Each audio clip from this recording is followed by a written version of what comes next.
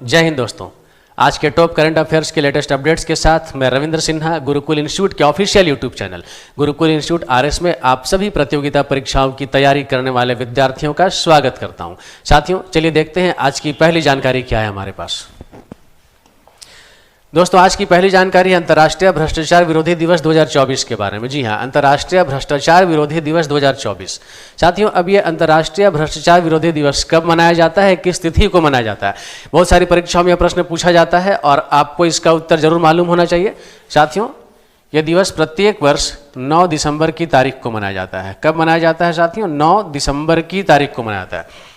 अब इस दिवस को मनाने का मुख्य उद्देश्य क्या है? तो अंतर्राष्ट्रीय स्तर पर भ्रष्टाचार को रोकना, अंतर्राष्ट्रीय स्तर पर भ्रष्टाचार को रोकने के प्रति लोगों को जागरूक करना, इस दिवस का साथियों मुख्य उद्देश्य होता है। चलिए बढ़ते हैं आज के अगले प्रश्न की ओर।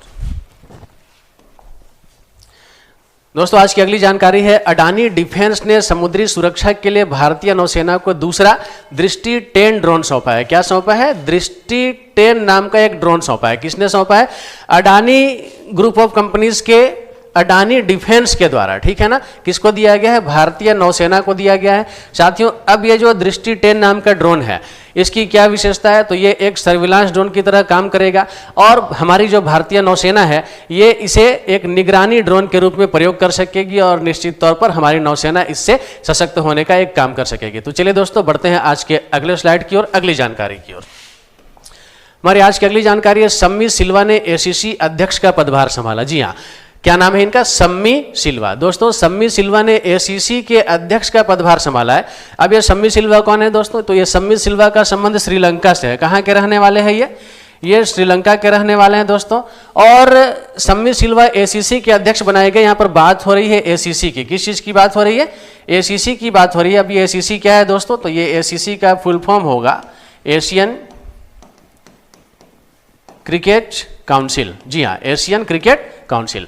इसका मतलब एशियाई क्रिकेट परिषद के नए अध्यक्ष के रूप में सम्मी सिल्वा को बनाया गया है। और दोस्तों, इससे पहले एसीसी के अध्यक्ष कौन थे? तो इससे पहले एसीसी के अध्यक्ष थे जय शाह, अर्थात सम्मी सिल्वा ने जय शाह का स्थान ग्रहण किया है। और जय शाह वर्तमान में क्या है? तो जय शाह वर्तमान में आईसीसी के अध्यक्ष है, ठीक है ना। वर्तमान में आईसीसी के अध्यक्ष है।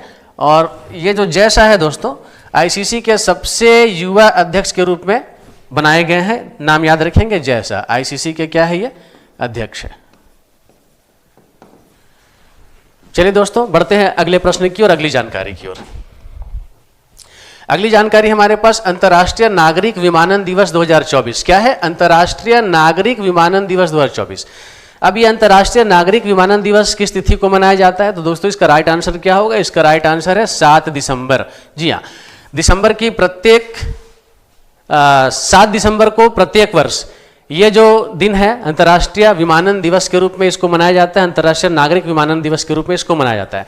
दोस्तों, अब अंतर्राष्ट्रीय नागरिक विमानन दिवस का उद्देश्य क्या है? तो अंतर्राष्ट्रीय नागरिक विमानन दिवस का मुख्य उद्देश्य है नागरिक विमानन के प्रति अंतर्राष्ट्रीय स्तर पर लोगों को जागरूक करना, इसकी उपयोगिता को बढ़ावा देना। ठीक है दोस्तों, चलिए बढ़ते हैं आज के अगली जानकारी की ओर।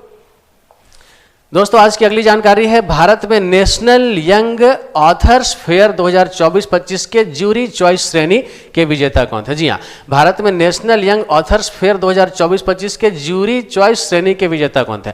दोस्तों, इसका सही उत्तर है रियाना सचदेवा। क्या नाम है? रियाना सचदेवा, जो कि ऑप्शन नंबर बी में लिखा है।